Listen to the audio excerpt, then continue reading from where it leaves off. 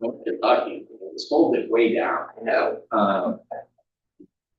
Okay. Holly. Not quite yet. Okay, I just didn't want to jump in there until you. Yeah, go ahead and pass it. Yeah, the walk through, I walk. We are live streaming, but we're muted until you tell me you're ready to go. I am ready to go. Good to go? Hey, good afternoon. It is 1:02 and I am calling to order the meeting of the Finance and Budget Committee for the Children's Services Council of Leon County. The first item of business is a roll call. And Ms. McPhail, if you would be so kind as to call the roll. Councilmember Richards. Here. Superintendent Hannah. Councilmember Johnson. Here. Councilmember Jones. Treasurer Mitchell. Here. You have a quorum. Thank you so much.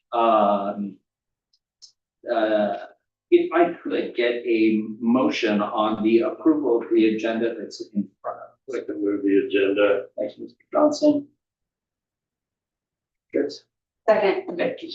A motion for Mr. Johnson, a second from Ms. Richards, without objection, show the agenda approved.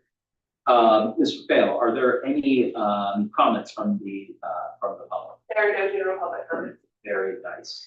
Item 5 is a review of the financials from April of 2026. And before we go into this, let me just kind of explain the whole date issue of when we have the financials and when they're submitted to Ms. Green. And so if it seems like, well, hey, we're in June, we should be reviewing May. We're reviewing April. Ms. Green just got May's. She's making a couple of adjustments with Mr. Grayson. So we will see those at the next meeting. So with that as a backdrop, the April 2026 financials is what we had before us. See, because I'm a little behind on April of 2026's finance report, can you just kind of walk through and give us a flavor, and if there's anything that stands out to you that you think we need to know about, single it out? Sure. So if we go to page 4, which is the income and expense budget versus actual, that's really the first sheet, the profit, the balance sheet. There's nothing extraneous on that. But I do want to just quickly walk through page 4, which is the income and expense. So when we talk about our income, we're at about 8.8 million through April. We budgeted 9 million. So I think it's safe to say that we will exceed that. You will also see our interest is high, so we're at a total income of 9.1 million. You'll see our bank fees there. I do want to bring to your attention under operations, you see 2,500. That will be reclassified under managed IT, under information technology. So I've provided that note to John, so it won't be sitting up there. If you go to the right side and look at our percentages, I'd like to bring your attention to, this is specifically for Treasurer Mitchell, 50/40 collection expense. So you'll see we're at about 100.6 of collection expense. This is the first year that the property appraiser is invoicing us for their services to do what they do. So that's why we're a little over in that area. I will let you all decide if you want to do a budget amendment to increase that in any way, and we can look at that for next month. But I was just gonna let it go. I think it's best for my blood pressure that we just let it go for now. Okay. And we will, put it into the budget for the year. Yeah, and when Ms. Green says, property appraiser does what they do zero different, except provide the Children's Services Council with the same document that they provide all of the other organizations. I appreciate the property appraisers' willingness to not backfill us. But this is, I swear, if I were to, I will never put my name on a ballot.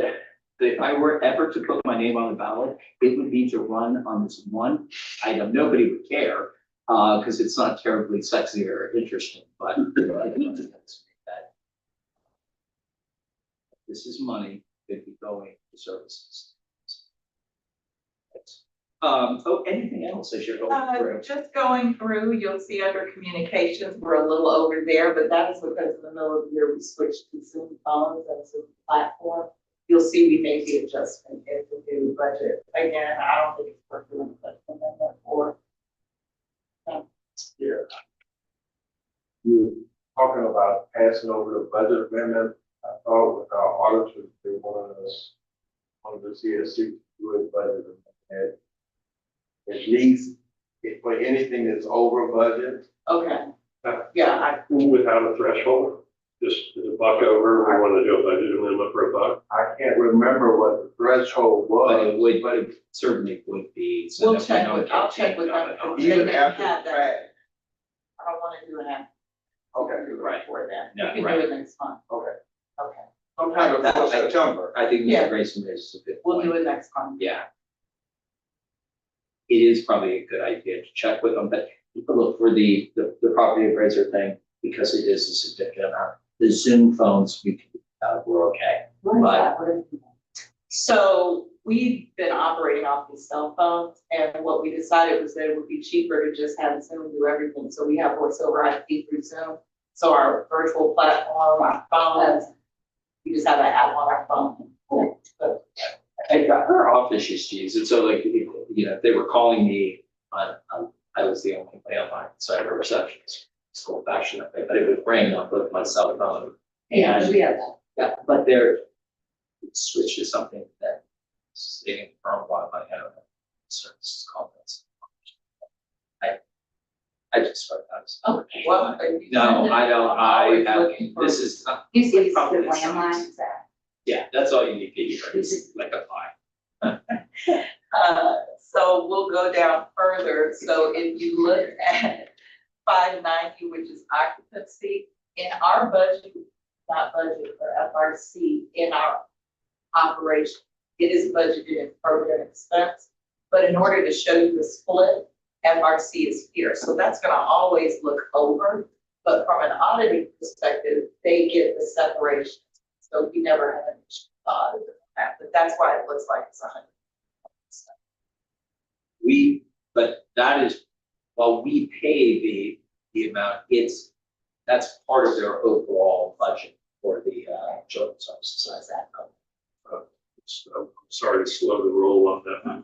So I do understand, we're paying that, right? They are paying. They are Then through us, through the money that we provide. Do we write why one would that check? be in our program? It is. You know, No. so, but I thought when I look at the journal, I see, But to get it right, we can put it down in the program. Fine. That's what. Right, It's clearly a program expense and not an administrative overhead. And it's like rent or Right. the staff office space. Tell me what line to put on the program, I'll change it. so we'll work with Dana. So let me assure you all, in the program, so you know how we do the spreadsheet and we tell you all the money, it is accounted for. I get that. I get that. So when you see that, you're seeing real money. I'm just trying to understand. So we appropriate money to Children's Home Society to run this FRC. Is it from those monies that the rent is being paid, or is it from a separate check that where the CSC is, right? How do we get be an expense on our? Which one transaction is the our rent. As there is, and I would just say then that the amount that relates to the FRC should be clearly marked as a program expense. Move that one. Under, And I'm just sensitive Program to anything that looks like administrative or overhead, and at least these, which are also publicly available, need to reflect those programming. I say that statement, I would just take reaction from either the chair. No, I think that is a real expense. It's as though we just so happen to be co-located and it's under our lease. We expanded the lease for the FRC. But I like keeping true administrative costs clean. That would be like us paying the rent for one of the out of school providers and not giving them money. And somehow it looks like it's administrative expense for us. So I agree with And that is the last thing I think I would want to bring to your attention. All of our other percentages are in place. There will be some journal entry changes in May that not, so I usually look at every other month. Not a lot of time. So that's where I would be. Sure. Thank you. I do want to point out, and it's not necessarily part of the finance committee meeting, but during the executive committee, Ms. Green brought to our attention, and I am so very proud of this council for going after a provider who did not provide the services we paid them for. We now have a final judgment in the amount of $19,204 plus 8.44% interest for every day that community carpentry does not pay us back. And I know that like half of me is, I'm never really kidding about bringing this name up time and time again. And I'll stop, except it's important that we now have a final judgment.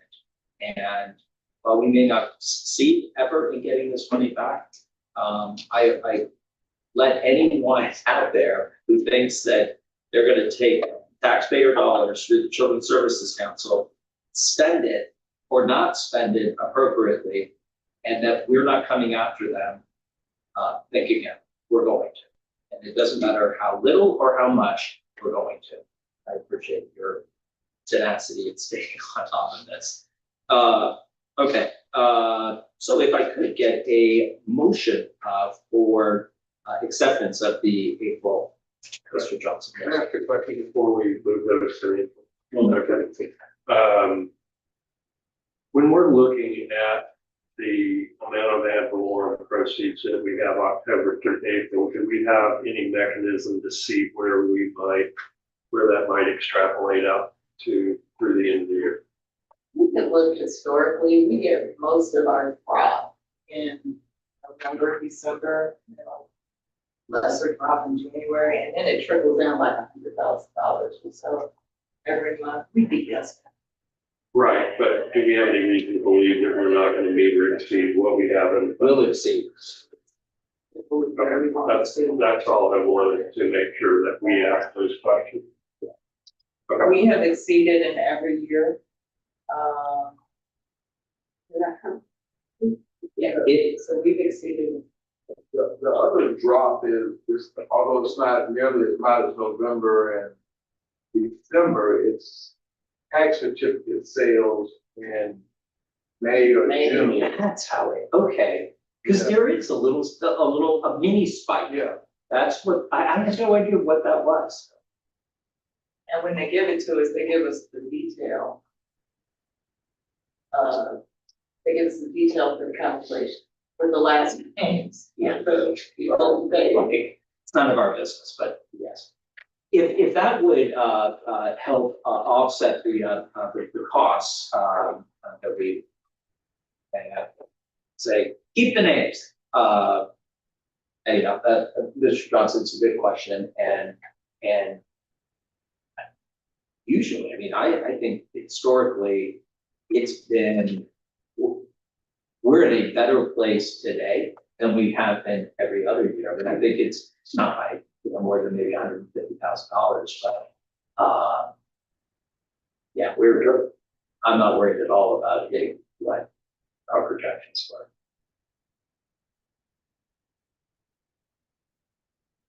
So with that, I need a motion and a second so we can move this to the full committee. I'd like to move the acceptance of the April 2026 financial statements.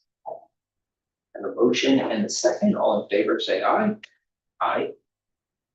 Any opposed? Great. Now comes the fun part. The development of a draft or a budget for next year.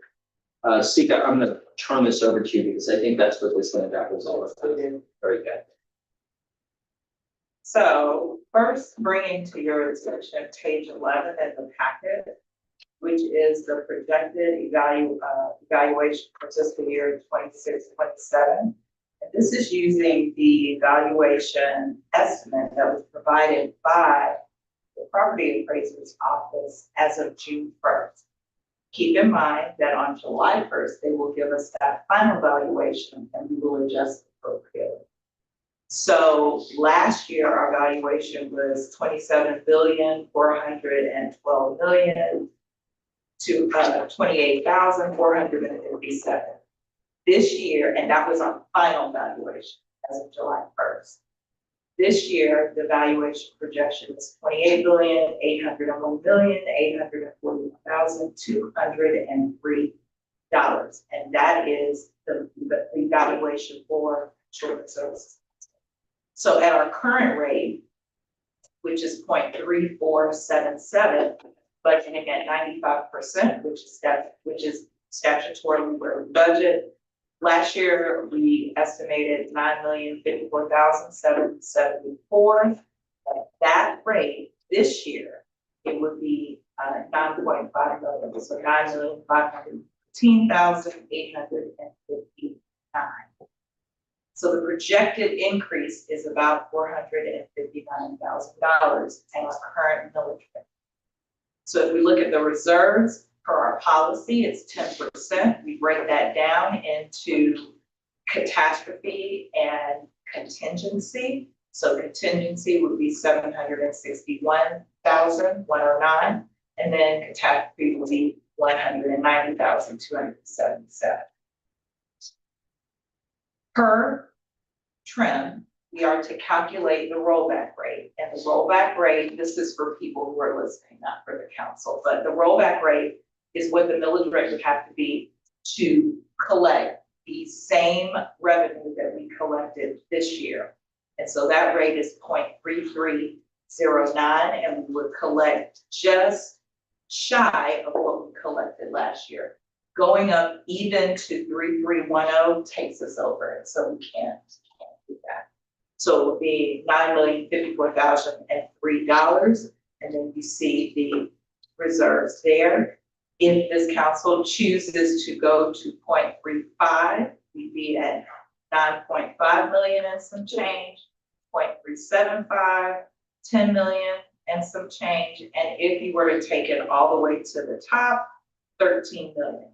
And then you see the projected increases that go along with that.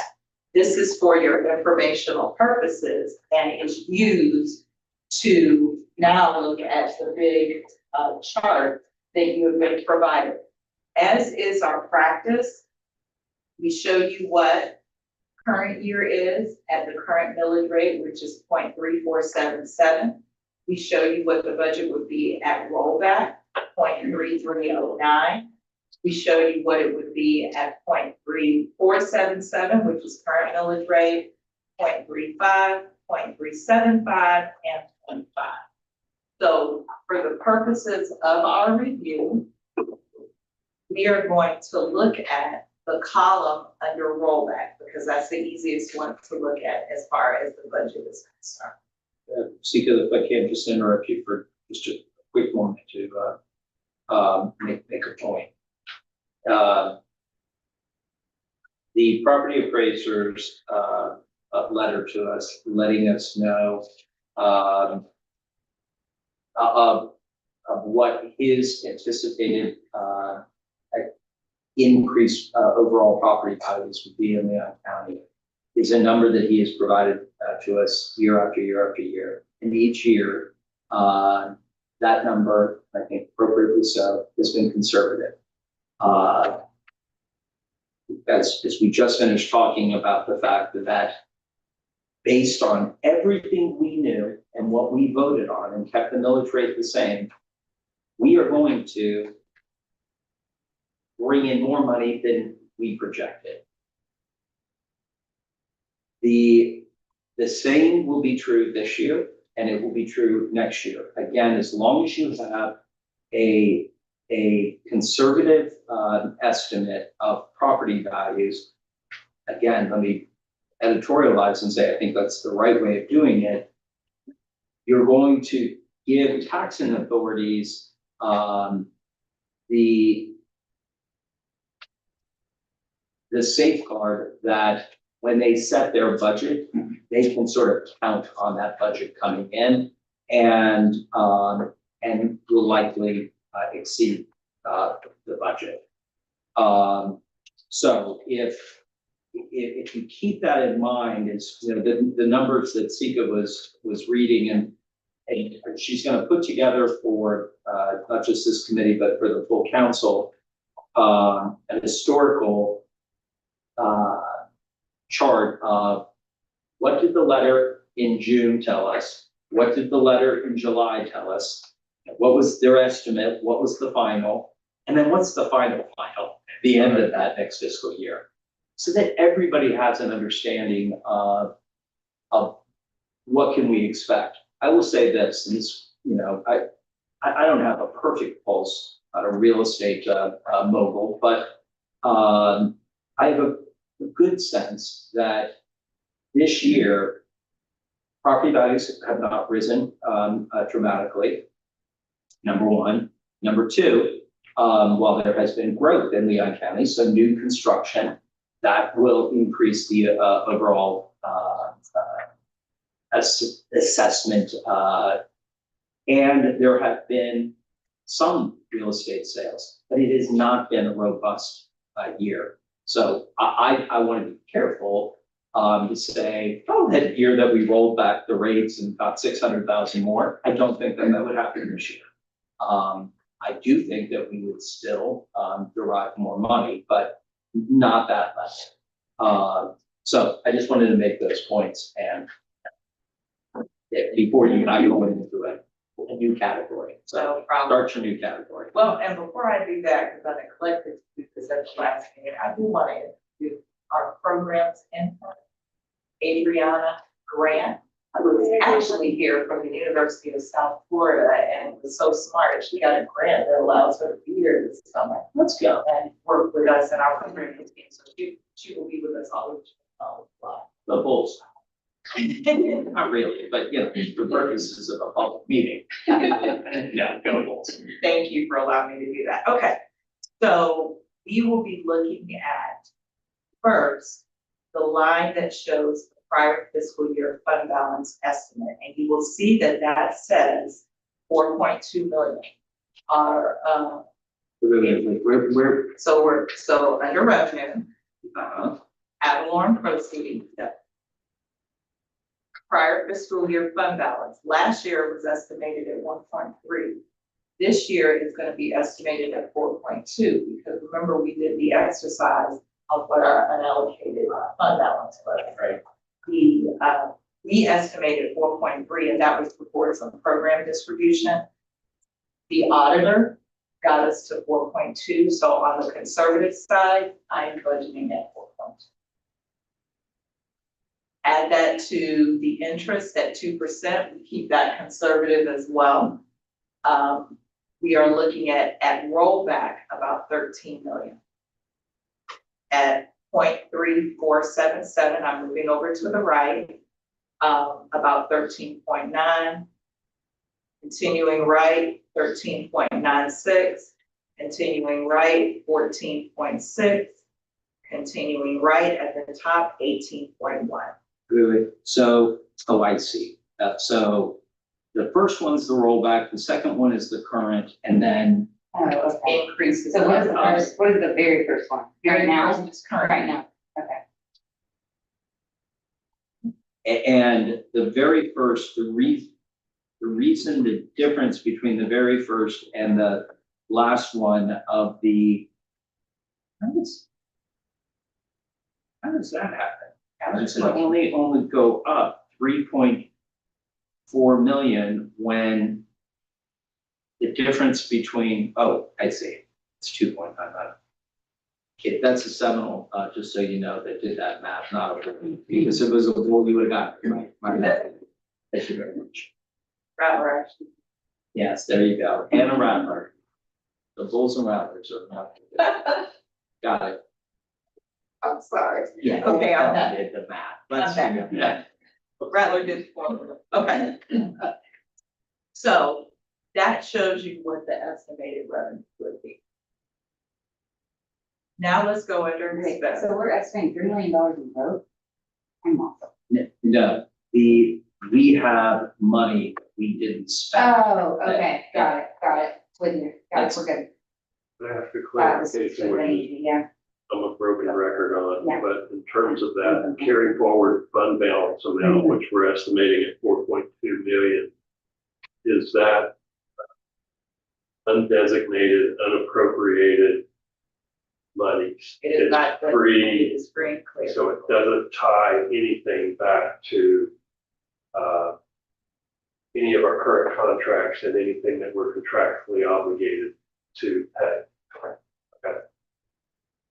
We're estimating kind of 4.2 million over. We currently have about 4.2 that is undesignated. Now, keep in mind, that's from the fifth year, that's from Yeah. 4 years. Cumulative. It's cumulative, and not just from last year. Yeah, I didn't see last year, just 1.3, correct? Right, yeah, Last year was from the year before. got But our first year, we hardly had any carryover at all. It was like 585,000. So that's the projected undesignated and restricted fund balance that we think would be there at September 30th. When does our fiscal year start? It 2026. starts in October, It's a 10-1 start. but we could still spend Well, some, right? yes, I mean, yes. That 4.2 is outside of our catastrophe in our reserve. Yeah, I mean, maybe it's all of it, but I'm saying like that could will probably change, like that. Well, remember, I mean, this was the conversation with 21st Century, and Yeah. these conversations, and this number would have been bigger, except that we, through the Boys and Girls Club, is that how the out of school, worked? Yeah, so we spent, 20%. right, But we didn't spend that much. no, we didn't end up spending that much, but we did spend more, and it was never in our budget, so this would have been even larger. Did one big procurement this past year, so it's, that was. The 21st Century is out of school. I mean, I know it's not our out of school, but it, right. Okay, okay. Okay, that's what we're doing. All right, so when we go to revenue, reserves is mandated, and so this is 10% of reserve, so 905, of course, if your revenue goes up, your reserves go up. Cost. Okay. All right, now this is where everything is steady, so you don't have to look right anymore, except for the note section.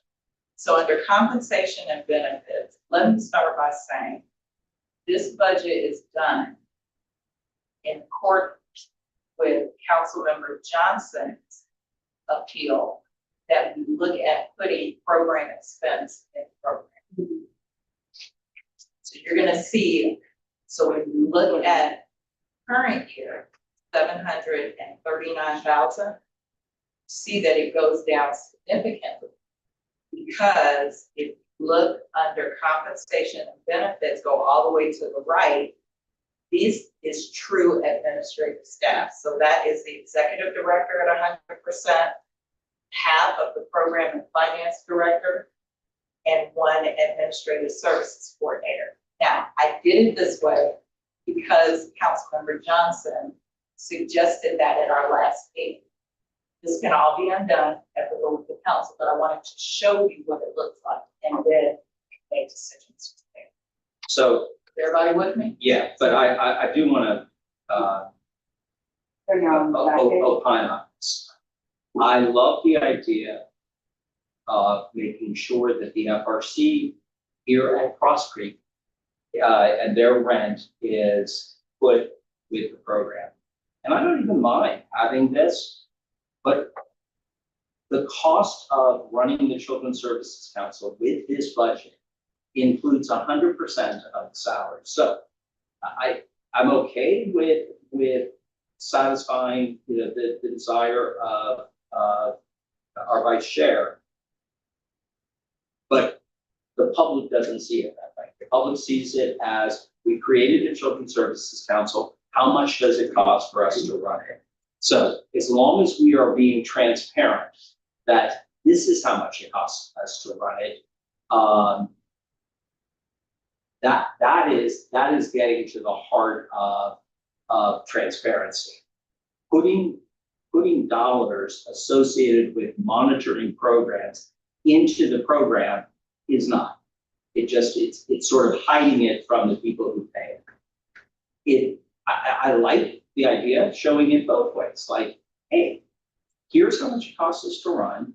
But by the way, as an explanation as to why we have a program person, we have them to monitor these programs. And so you could assign a portion of their salaries to that program. But I think it's, and especially with something as small as the Children's Services Council, I think it is less than transparent to tuck it away. Yeah, and I'm not supportive of it, having any perception of being tucked away. So I believe we do a both and, meaning that when we're going through the approval process, we show in one place the 100% of the salaries and benefits that we're approving, and that it is, red light flashing that some of these costs that we're incurring in salaries and benefits related to managing program costs, and then to the extent our direct program expenses are going up, or our salary and benefits are going to be over there administering and making sure that they're being done in accordance with the policy of the. Yeah, the 4%, I mean, like looking at this, the 4% decrease is very drastic, looking on paper. And I mean, I clearly am looking at all of this and I can look back and see where it's made up, but depending on the public, it's a regular eye. And that is, if this were the Florida Department of Education, budget I'm incredibly familiar with, there are costs associated with managing programs that are funded by the federal government. And we would take those costs and tuck them into the program. And the Florida Department of Education would derive the benefit from that. And when you have 1/3 of the state's budget, I don't know if it's any more appropriate to put it that way. There is a cost if you take every single salary of any employee of the Department of Education to run the Florida Department of Education. If there was and there are,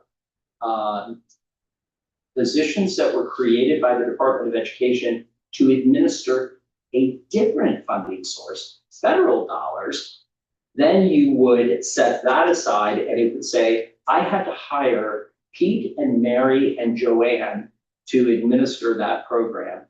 And that therefore their salary is caught in that program. But they are 100% assigned to that group. I think when you have something as small as us and everybody's sort of all hands on deck at any given time, I do think it's a stretch to start assigning percentages of someone's salary to programs. Yeah, and again, I know how to look at a budget, and for something as small as us, I think it's easy to look and say, okay, here's how much it costs. You know, answering a telephone, it could technically be assigned to a program, because the program needs to call in. The Zoom, the Zoom contract for the phone could be divvied out. The rent could be divvied out to each program. And if you get to this point where everything could be divvied out to the programs we're administering or managing, and yeah, so that's why, as long as we have an and or both, I'm okay. I can certainly get to a point where, from a initial budget pass perspective, that it's all in one place. But I think when we get to financial reporting, at least on the audit, we had this conversation with the auditor present, and I think the other thing that I'm sensitive about is that true program costs and true administrative costs are communicated to the taxpayers so that they can see that we're running a lean ship with respect to the administrative overhead of a $10 million, $13 million organization. Yeah, Yeah, I don't think we can do and, I prefer and. yeah, and we did, I mean, when the auditors were here, when this discussion came up, and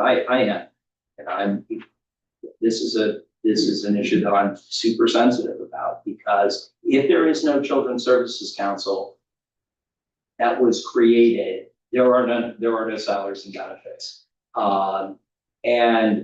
And that is the number that I think the taxpayer needs to understand, that here are the ramifications of running a program like the Children's Services Council. This is how much it costs to run it. And yes, running it is monitoring, managing, and holding accountable those that we have contracts with. But this is how much it's going to cost, no matter what. If we decided not to spend a single penny on any programs, this is what it would cost, unless we're just going to start terminating staff. I'm in agreement that we can do both. Right. That we're approving it at 100% level, but I do think it's important for taxpayers to know also that of those, there's the cost of ensuring that those programs are run at the level that we want them to, expect them to be run at using those taxpayer dollars. I'm with you. I agree. Are we approving this to go to the board? This is just a discussion. Yeah, I did not know we were going to talk about this, so it threw me before I moved, so I wanted to make sure that, Are we approving this to go for the board? no, this is What about? this is going to come to us next time. And it will come to us with the numbers put back, but to the vice chair's point,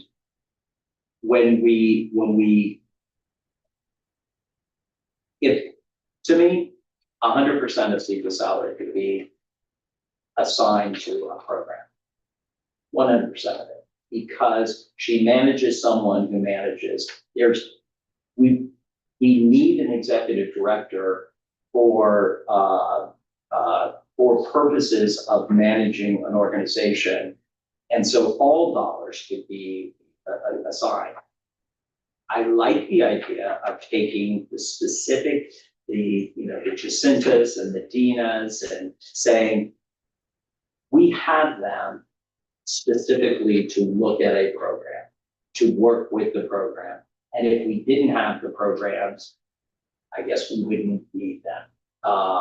So I again, stop beating this dead horse. It is both, but from the public standpoint, it is, here's how much it costs to run the Children's Services Council, to provide this amount of money and these services.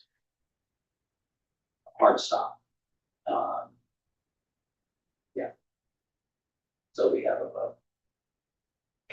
So with that, if I may request that under compensation and benefits, that to satisfy that request, that it be split up. So there will be two sections, one that is strictly administrative and one that shows the program impact.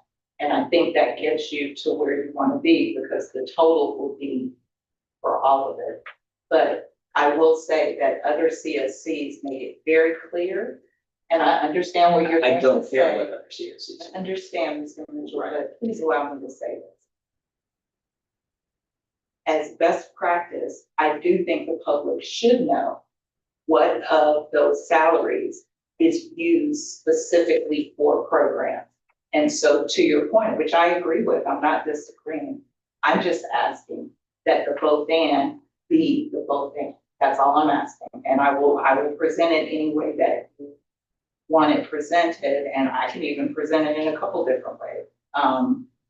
But I do think it's important for them to understand that the majority of our staff oversees and helps and administers this program and not just sit around and make sure the meeting room is okay. There's only 1.5 of us that does that. So that's all I'm requesting.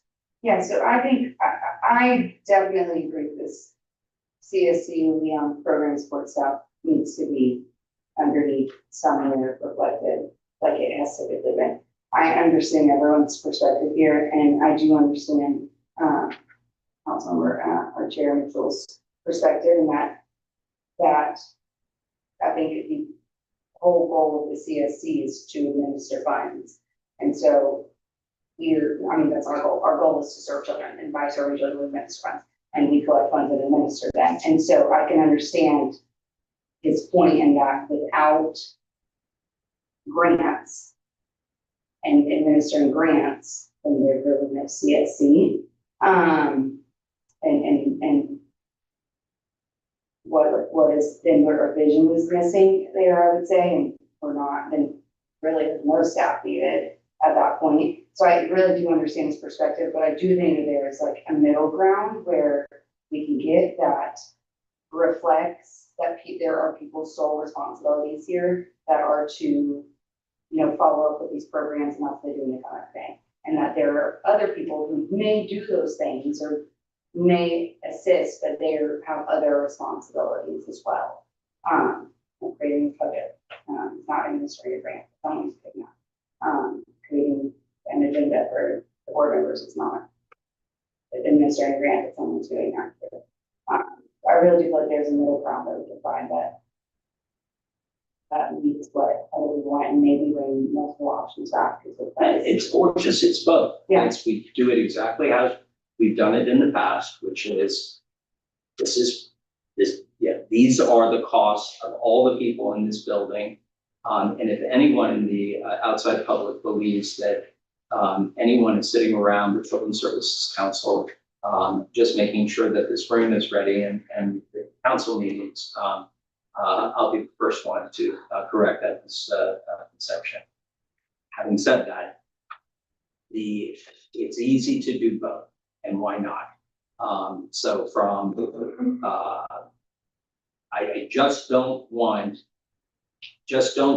In both, it is how much money do we take in and how much money do we spend as a council to do our job? And that includes administering programs, it includes doing public events, it includes public outreach, it includes many things. And I want to make sure that those numbers are simple for the public to understand.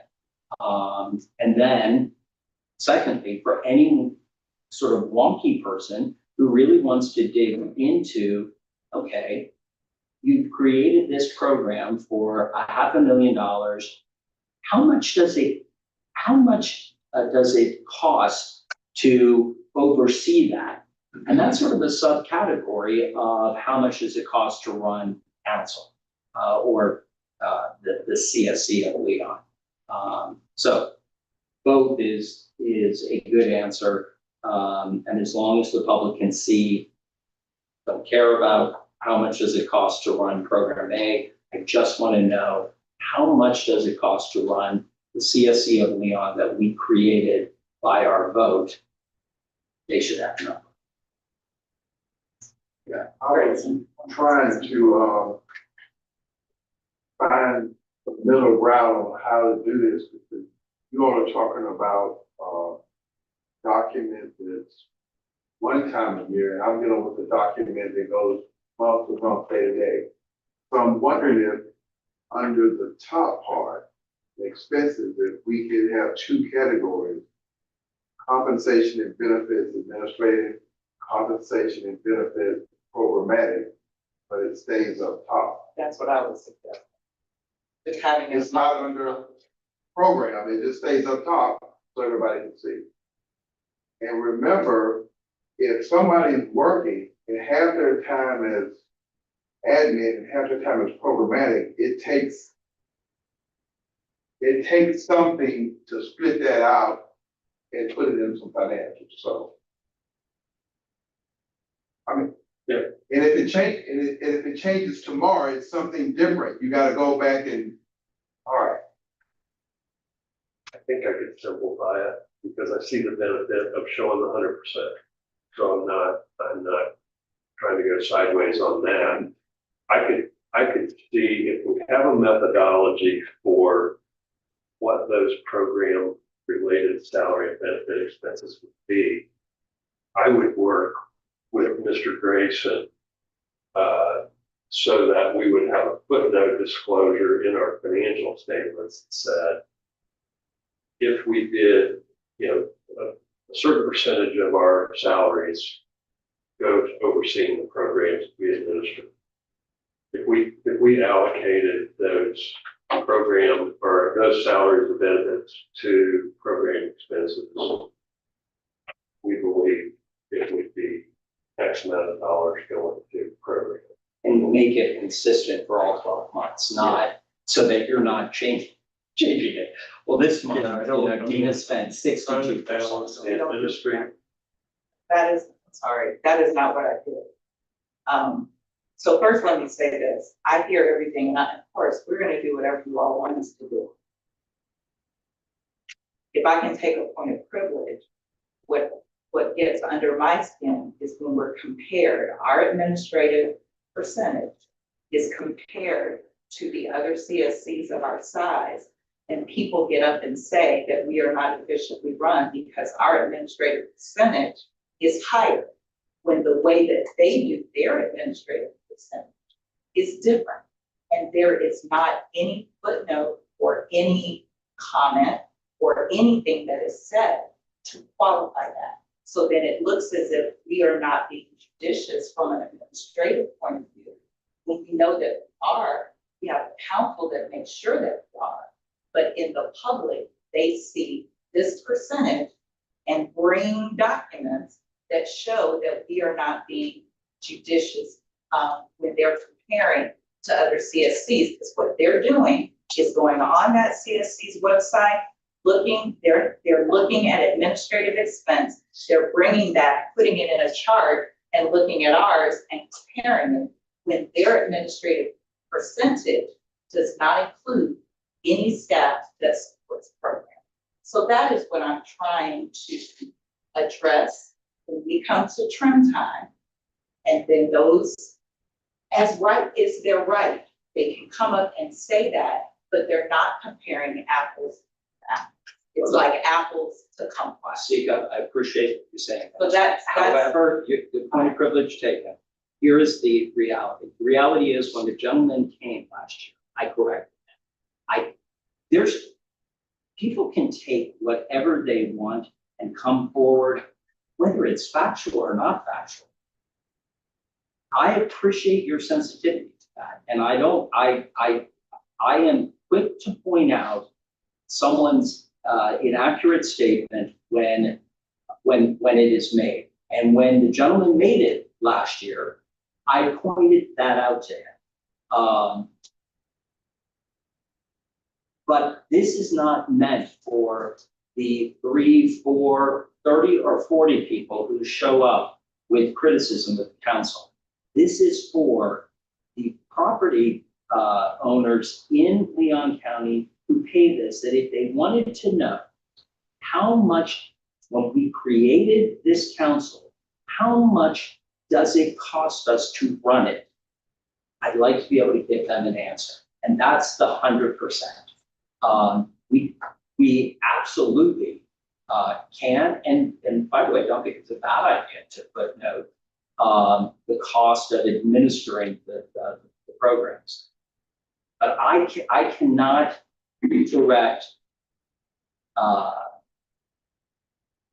cannot correct people comparing apples to kumquats, except when it's done to say it. We take all kinds of criticism, some of it by named sources, some of it by unnamed sources, and all we can do is just keep doing what we're doing. We know what's right, we know what's not right, and I wish I could remember the gentleman's name, but I made that point to him. I think both and just for purpose of budget, being able to move forward, short of 100%. But when it comes on at time, I'd like to be able to put that disclosure that says that we have elected to show all the salary and benefits in one line item. Had we've also determined that X% of these positions relate to managing direct program expenses. Our overhead rate, had we adjusted for those salaries that relate to program expenses, so that we're trying to get in front of the question of what our true administrative overhead. But we've got it. Do you mind working with Mr. Grayson and coming up with? Not at all. Yeah, I mean, listen, this is not put on it. We're saying this, how many people are working on programming and support staff? When we lose money due to the property tax bill and we have to cut programming, like, we're gonna have to answer to those things. And we're gonna have to answer to why our programs are down, and I think, clearly outlining who is doing what and supporting our programs and grants. I don't think we are armed, but that harms us. I do think we need to accurately reflect who's on staff. In an easy to read, easy to consume for a regular kind of way. I mean, I don't mind the caveat of like, this is our program, support staff, support them. And that would be because whereas I didn't have to point to a footnote, a specific line, I know the truth and was able to, and by the way, I called the guy up to explain to him why, appreciate his concern, but we got some numbers. I don't think he'll make that same mistake this year, but I can't stop him or anyone else from making an accurate statements at a vote. And I don't think we should change our ways. But we have a good solution, and Mr. Johnson is going to work with Mr. Grayson to come up with what seems like a good percentage or assignment that can be used across the board, so you're not changing it on a month-by-month basis. You're not keeping timesheets like a law firm of how much of my time is going to this client and that client and this phone call and that phone. All right, so we'll handle that. Moving on to contracted services, you can see that number, but it will change because I also did that same type of analysis under contract staff under programming. So that will go back to 165, which was previous. That raises another question. Or I wasn't recognized. Yeah, go ahead. We can do the same thing with that footnote. Yeah. Okay, very good. Yeah, I mean, the way that they laid out the programs out on the back is fine. But I think that makes perfect sense. I just don't think it should be. I think it should be reflected that makes sense, am I making sense? Yes. Yeah, okay. I mean, I hadn't focused on that. Yeah, I've been looking at this the whole time. But I think that, I mean, I think the way that they laid it out makes sense, I just think it needs to be reflected still in our. We're all Yep. getting what all that, yeah. So we'll do that. So contracted other services hasn't changed. We are in the last year. The audit for 25-26 is the last year of Purvis Gray. And Dina, correct me if I'm wrong, the council has a year option, or have we used those options already? We haven't used it. So this council will be presented with the option to just extend them. So we haven't used that. But that is 25. And then our disbursement, that's bill.com, it hasn't changed. And our payroll processing bill will go up. And so we've reflected that with the $6,500. Can I ask you something? I know it's just 6,500 or 500, whatever. Is the payroll processing something that can be done? Hopefully, but service with an S first. Is any of that, can any of that be done through? that's too complicated. Good question. And they've been awesome, by the way. Who do we use? We use Service first. Oh, no, I mean, by the way, I realized after I typed that message to you that it's with an S and not a C, but I am so close to getting it right every time. Is it ADP that we use? Is that? We use paychecks. Paychecks, They give okay. us a review. Right. Okay, Mr. Mitchell's favorite part. I'll leave that where it is. Why don't we just write that into programs? So we have I been thought that stab one. yeah, we have been calculating that at 3% because we thought that it entailed both the tax collector and the property appraiser. So we upped that to 4% because we now know that it does not, and that is reflected here, and of course changes depending on the millage rate. However, trim advertisement hasn't gone up, and our special district. Communications, Secret, who's the special district we go to? it goes to Florida Commerce. They are responsible for managing all special. And I just looked it up, it hasn't changed. No, yeah, Look it up there. Florida Commerce. Used to be AWI, used to be. Oh, the Department of Economic. Right, I'm like, thing. Okay, so that is a fee that all special districts pay to the Department of Commerce. Right now, it's got it. I'm guessing not. Thank you. So under communications, we now have our platform for communication. So you will see the virtual platform has been zeroed out. And we only pay for voice over for our internet. And right now we're with Comcast, but we're switching to MetroNet. They're gonna give us, hopefully, they're gonna give us a lower rate. And then our phone and virtual platform is there. So it's 8,500. Dues and subscription, our fact dues, our UTHS, our chambers and lobby tools, that hasn't changed. If we go over. Quick question about the Florida Alliance, but Children's Councils and Trusts. Yes, That $20,000, does that include the SAMUS? Okay, so that's in and there's addition. a collaborative, I'll go through that. Okay, thanks. So if we go to page 2, information technology, we always put computers in. I had to replace mine this year. So we're in that 5th year where our computers rotate. Our rental equipment, our printer, all of this, monitors, printers, don't anticipate a change.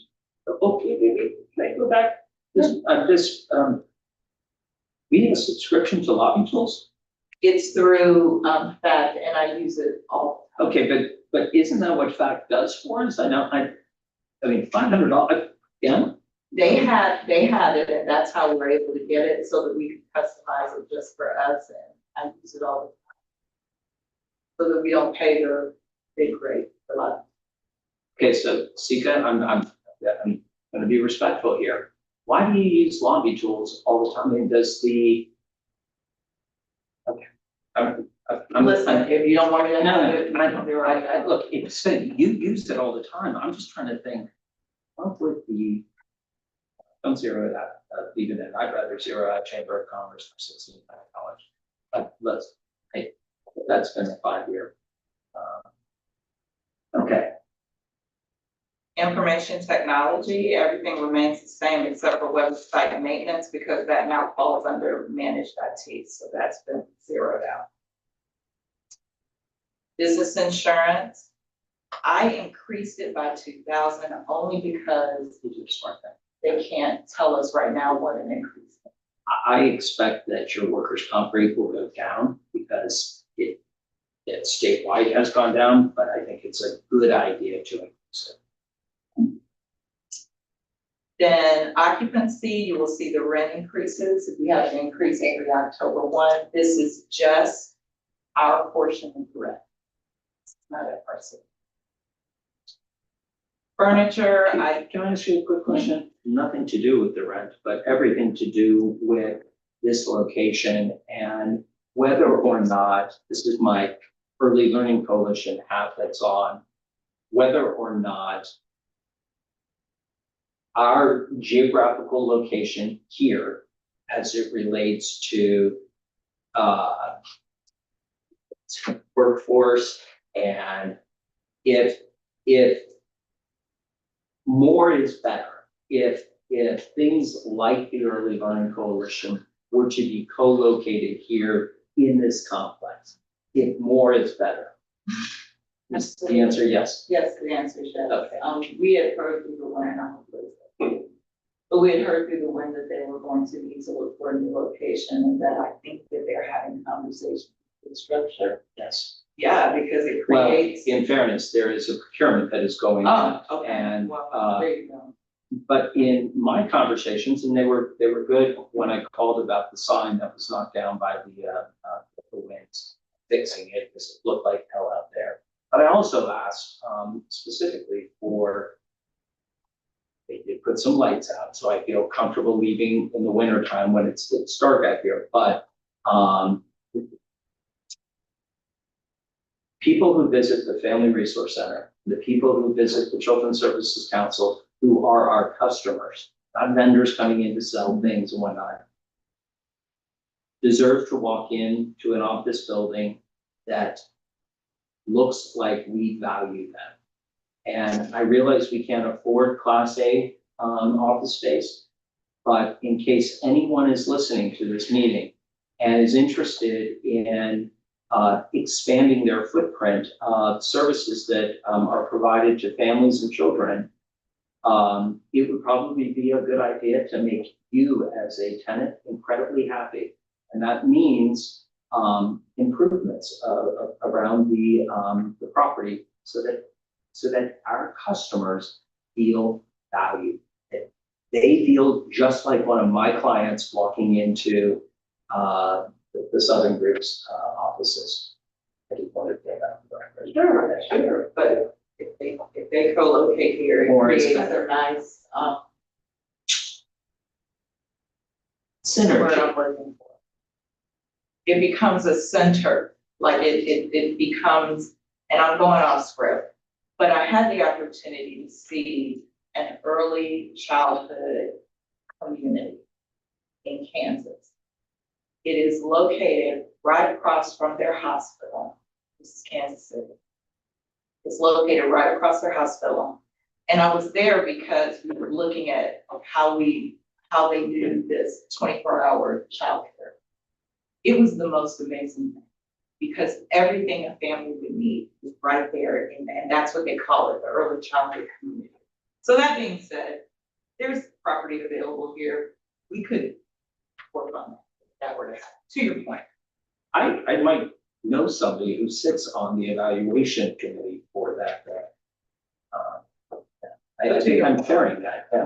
I think that's good information for an evaluator to have. Office supplies and support, I just increased it a little bit because everything is becoming more expensive, but I also decreased postage and courier. We don't even come close to that. Printing and copying is our paper for the copier. And then shredding, I just increased it because gas is going up and they are passing that cost over. Travel stays the same. There are no changes there, except for mileage and tolls, because we now have team members that are claiming their mileage when they have to go out and use their personal cars to do all the monitoring. So I did increase that to be able to compensate them, and that is at the state rate. I want to be clear. State statute. Award and the recognitions has stayed the same, awareness stays the same, and other stays the same. So those were the only changes to the operational expense side of it. Okay, But these, so total administrative expense, Mr. Mitchell, all that's gonna change with the next iteration. right. So now the big part is program investments. So we're classifying program investments underneath the funding categories that the council approves. Family well-being, youth success, and driver readiness. So under program investments and support, under family well-being, family resource centers, we will be out of the originally contemplated $4 million. And I'm saying originally contemplated, okay? So we expect our budget is gonna come in under $2 million. Again, we are awaiting the budget request. And there needs to be some sustainability in that. This is by sustainability, I mean match funding that would incrementally reduce the cash that we are providing for those centers. Yes, because when we contemplated the whole thing, it was $4.2 million. I swear it was 4.2. Was it just 4 on the button? See, it's that issue, not the end. No, that's just old age and my memory losing.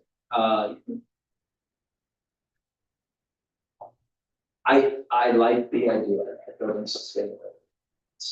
Do we believe, Sika, that sustainability is possible, that there are match grants out there?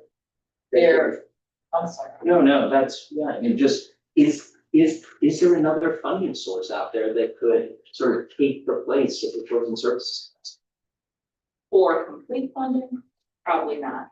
For partial funding, yes, and that can be done through grants, it can be done through development. One of the things that I would like to see are various rooms being named. And so the private business here are looking for those types of opportunities, and they do it all the time. And you can name a city and you can name a room for $50,000. So. Okay, so you have, and just back of the envelope, kind of a percentage. So the initial percentage that I presented to them is 15. So let's start with 15. You come up with 15, we'll do 85. Exactly. Okay. So let's start there, and that way we can see what the appetite is. You mentioned grants, and I assume grants, the grant writer that was built into our original budget is still finds its way in getting at. It's in there, but I'll tell you. I know, I some of that. Right, because we've never done it, so I wonder, is it the responsibility, like, do we go? I think the Children's Services Council would have better luck getting a percentage of that if the application, we were co-applicants in the Children's Home Society. So we could be co-applicant, but what I'll tell you is from my experience, they would, a They nonprofit. should. It's That is- asking them to hold up on their end. Well, they would be. Right, I'm just wondering, Yeah, I'm the first thing paying grants be for done, for sure. you're saying, But we would be the partner. Now, Right. if Yeah. you're doing- if it's a And grant we have a specific actually, we're giving for them. funding. FRC, we're the partner, right? yeah, oh, yeah, I see that, that makes sense, and we're giving them 85%, so Yes, they're just they out are. looking for 50.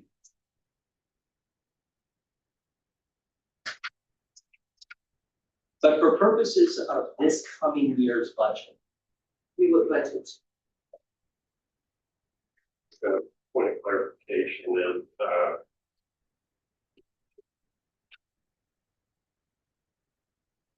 having any consideration for expanding FRC.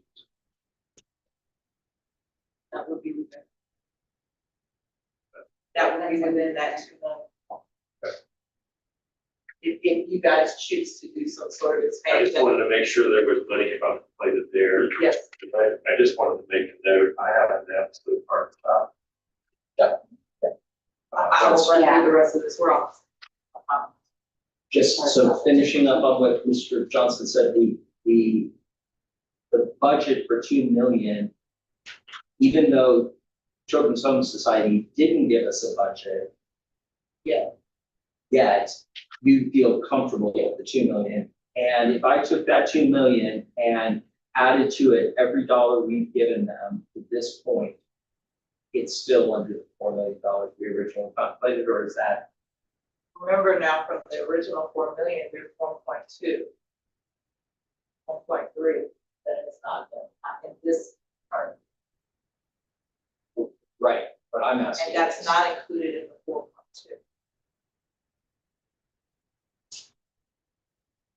I guess I have it all straight in my head. Let's go back. Let's finish the rest of it, So- and I'll clarify. To Mr. Johnson's point, the 2 million contemplates some sort of expense.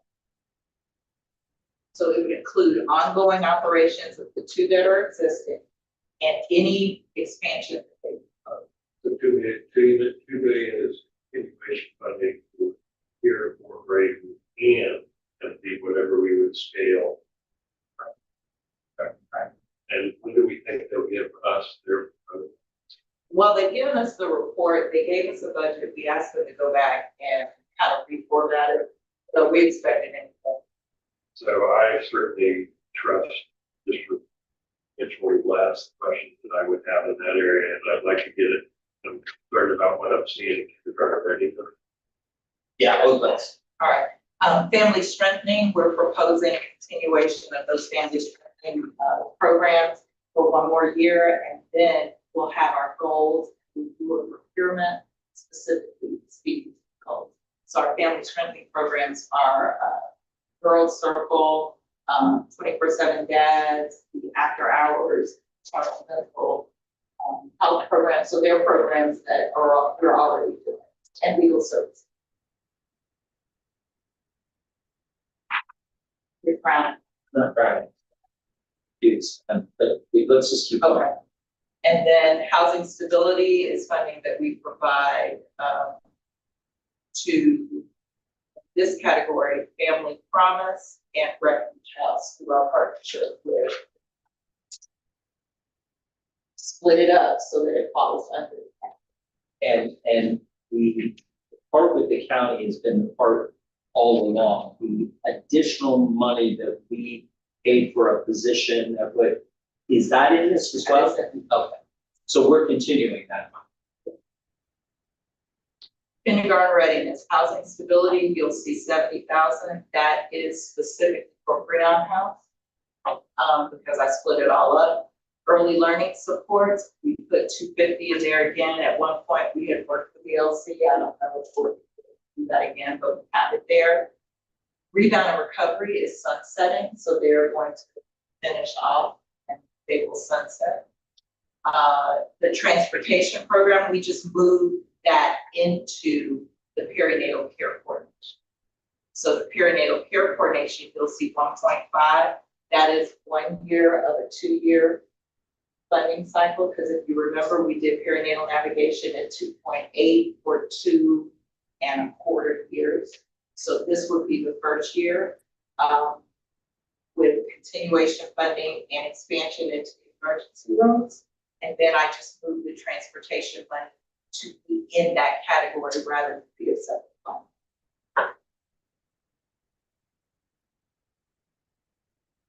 And then the early Head Start and Head Start match funding.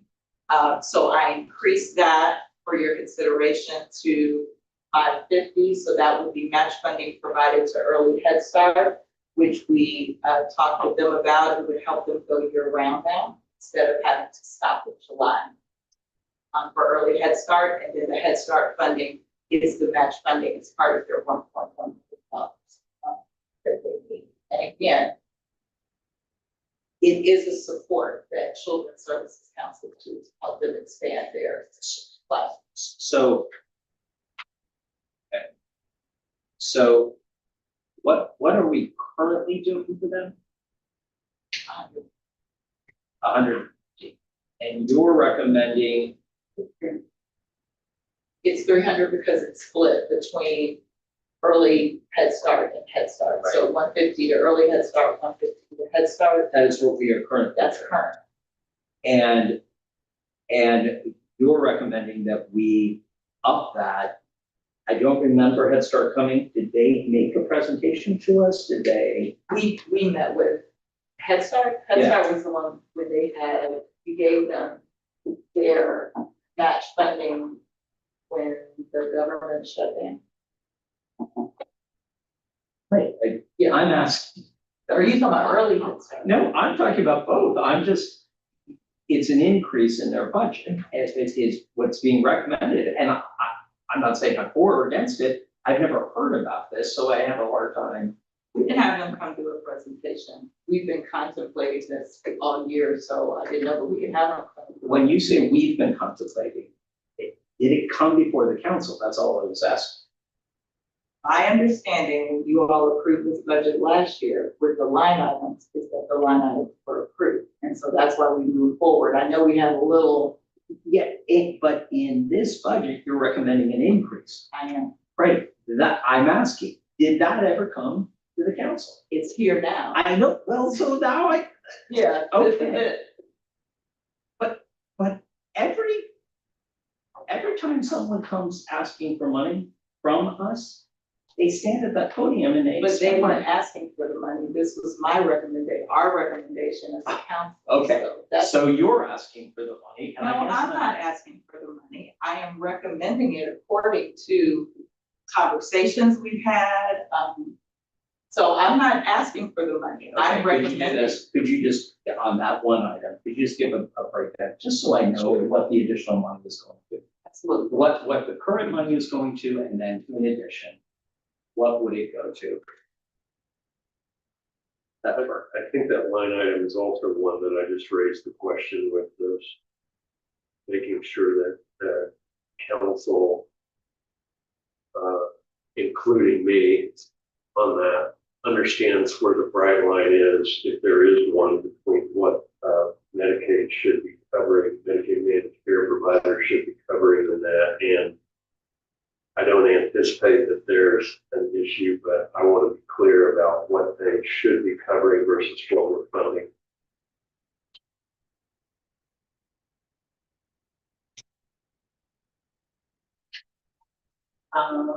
Perinatal navigator, perinatal care coordination, I explained that, so they have provided us with continuation funding for 2 years. The entire budget is 2 million, but because we have a council member that likes to have it split up, there's only half of it in here.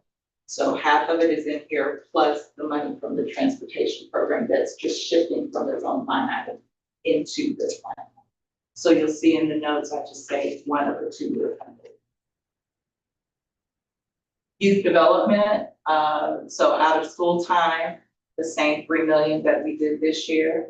The summer youth internship program, same 250.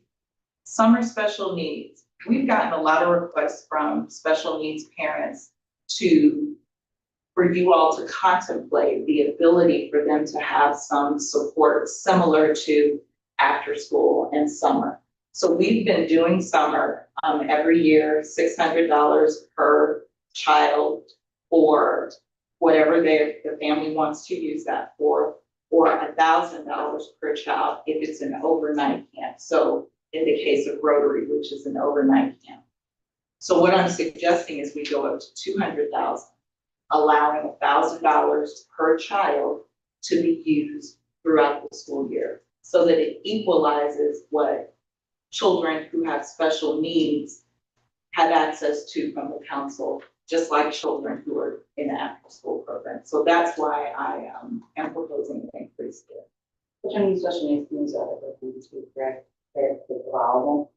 I mean, Most of but none of our programs really provide for kids with special needs. so some of them can handle children with special needs, normally autism.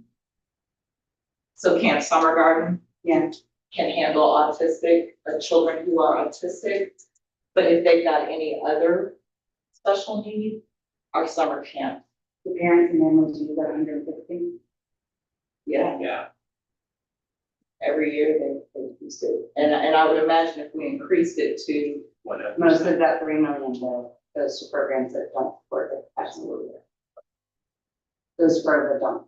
well, most programs don't support children with special needs. Especially if they've got, severe probably, or developmental disabilities or physical. One, I love the explanation, and I love the idea of increasing it. These families are hit pretty damn hard, and I think that's a really good idea. Can we ever return families away? Have we ever had more apply? Well, we run out of money. Or Not yet. We would know if we ran out of money Oh, yeah. and we couldn't, we would know if someone applied and we couldn't, correct? And you bring that forward. Oh, Because there's more than 200 kids with special needs in Dana County. Yeah, I mean, that number is low for me, so. Yeah. again, this is a starting. point. Yeah, I don't need to increase it, I just wanna know that we, I love this though, because as the county and those families become more and more aware of it, there's more and more need, and yeah, a lot of times they just don't send their kids to camps because they don't believe that they can.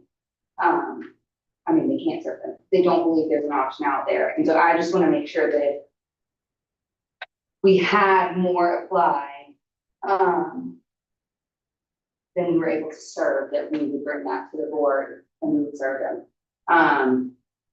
And then bring it to the vote. I understand that we can't control what summer camps would fund and what summer camps are serving, children with disabilities. It's a hard number for me as background to look at. Well, so let me also explain why it's hard to fund special needs camps to the rigor that we fund out of school time. There are metrics, measurements, outcomes that we just can't get. For sure. So So that's why absolutely. it's hard. And we tried that, wanna say the second or third year, and we were having to. Yeah, no, I totally get it, and I love that we have that extra line. I just wanted to make sure that if we were to ever get to a point that we, I don't wanna say turn people away, that we had more applicants than we anticipated, we would bring that to That the we were board. like, absolutely. Then we have housing stability again, so that's $95 that supports someplace else at CCYS, again, in partnership with the city and the county. And then Have we done that? Have we been doing that? we did it last year, so this will be the second. Was that CCYS that when we funded it at that point under the umbrella of Northwest Florida Health? No, they were not. This is new, that they are now under Northwest Florida Health, and that is a whole conversation that I have to have with them so that I fully understand what their entity now is. Because when I was informed, it just raised a red flag for me, because this is Sika. I don't think we should be funding the entity that I would is just getting say, funded. So we're we're moving this forward and I apologize, but 4 minutes left, I would say I'm fully supportive of having housing stability there, number there without naming who it goes to right now. And I know I'm also again trying to process this budget through what we went as a council last Saturday, and there's some things that I'm not sure I'm hearing that we've contemplated, albeit we've got undesignated funds that we can address it. But we're talking about bringing forward a budget and knowing that we can't point a finger at mental health or behavioral health issues. Well, I didn't want to put it in there because Okay. we don't have the goal yet, but we have undesignated. And my thought is, once you adopt those goal Okay. statements, then we're gonna bring you procurements for All the over. goal statements, and then we add the line items in under the specific. All over. Thank you. Program supports, all of that is pretty much the same. We do anticipate an increase possibly in the program software line, and that's the monthly fee that we pay. So I did increase that. Program research and analysis did increase that, left that the same. Community outreach and events, I did increase that just a little bit to ensure that we are allowing for our programs to show people that we and then the last part was the programming support staff. And you can see that there that we're going to move up. So this is just a starting place. So while you didn't have it in advance of this meeting, you can take it home and look at it, call me, call us with questions. We will provide, I am gonna make the changes though before we put it in the packet for our meeting next week. But that's even for there to be continued discussion and for the council to take it, because we do not have to tentatively adopt this and a tentative millage rate until our July meeting. So we've got 30 days to really look at this and make some decisions. And these program investments are carryovers from what we've been doing, or eliminations when we know a contract is going away. I didn't try to put in funding in each one because I'd rather us wait until you guys accept your goal statements and then we do it in accordance. Right. That one question, you get me a little, like it was And I will do that, yeah. $250,000 per month. Okay, so going back to our agenda, so we can get everybody out of here. Preliminary, after we did that, discussion of millage rate projections. You gave us a nice little chart. Next, meeting agenda is gonna be a little more rubber meeting the road. So let's do this. Let's all focus in on this. We'll hear from the whole council, do a quicker version of this for, when is the full council meeting? Yeah, and then when do we meet again as a finance committee? July 8th.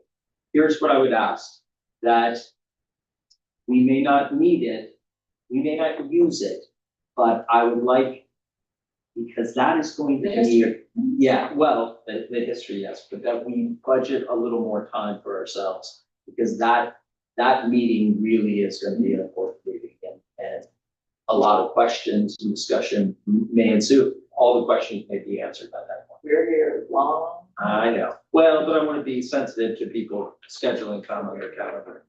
And we only notice it, we don't notice it. Very nice. Any committee member comments? Richard, that haven't already been said. Hearing none, if I could get a motion to adjourn. Motion to adjourn. I have a motion and a second without objection, so the meeting adjourned 2:30.